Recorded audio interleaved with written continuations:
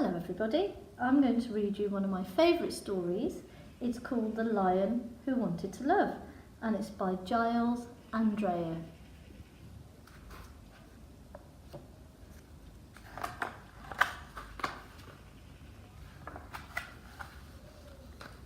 Deep in the African heartland, way out on the hot sunny plains, there lived a small lion who didn't fit in, and Leo was this lion's name.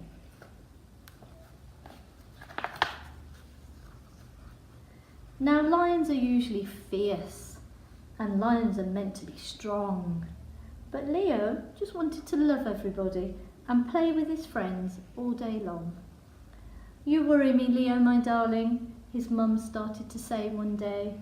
"You'll never survive in the animal world if you don't learn to hunt for your prey." "But Mummy," said Leo, bewildered, "I don't think I quite understand. I'm sure there are plenty of lions that hunt who could kill all the beasts in the land. And besides, when I'm close to a zebra, a funny thought goes through my head. Instead of deciding to bite through his skin, I'd much rather hug him instead." "I have spoken," said Leo's mum sternly. "It's up to you now to decide, but if you insist you're not going to hunt, then there's no place for you in this pride." Poor Leo crept off to the jungle, but hoped that with love in his heart he'd learn how to cope in the animal world, though he didn't quite know where to start. That evening, while Leo was sleeping, he woke to the thunder of hooves, and when he looked up from his lair he could see a whole antelope herd on the move. Some leopards were running beside them, surrounded by thick clouds of dust. Leo thought quickly. He jumped to his feet. "I must help them," he cried.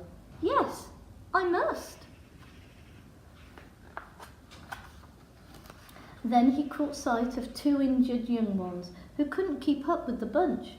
If he didn't help them to try to escape, the leopards would eat them for lunch. Leo led them away back to safety and gave them some food they could eat. He licked their wounds clean till they both became strong, and he nursed them back to their feet. The antelope babies kissed Leo and told him, "We'll never forget that you saved our lives when we thought we were dead. You're the loveliest lion we've ever met." Leo was very excited. His face had lit up in a smile. "It's fun making friends in the jungle," he thought. Then he lay down and slept for a while. From that day on, Leo decided to run to each squeal and each cry. He led little hippos to watering holes, and he taught baby birds how to fly.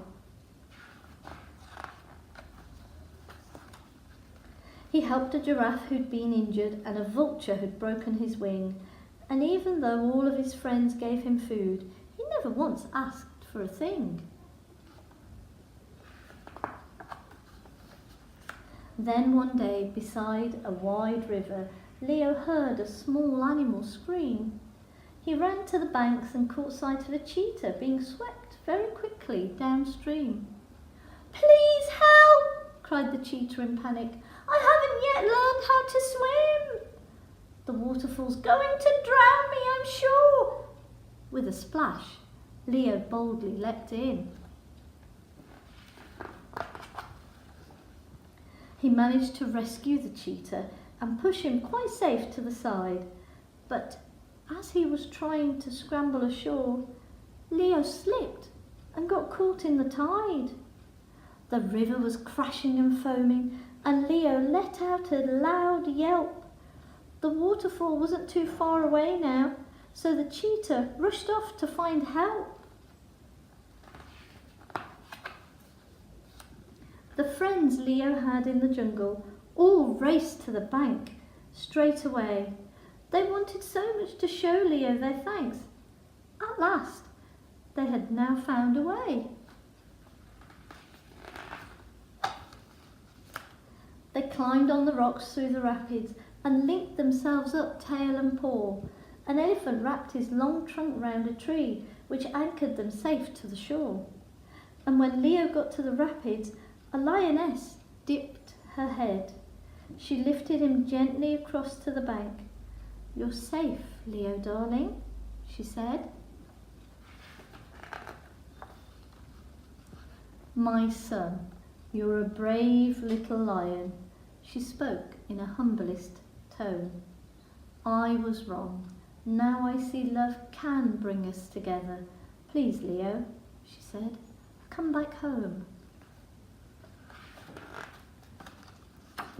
You've got to be strong to be different, and when you've got love on your side, you've got the most valuable gift that there is. We want you as king of our pride. That's the end of the story. I hope you enjoyed it too.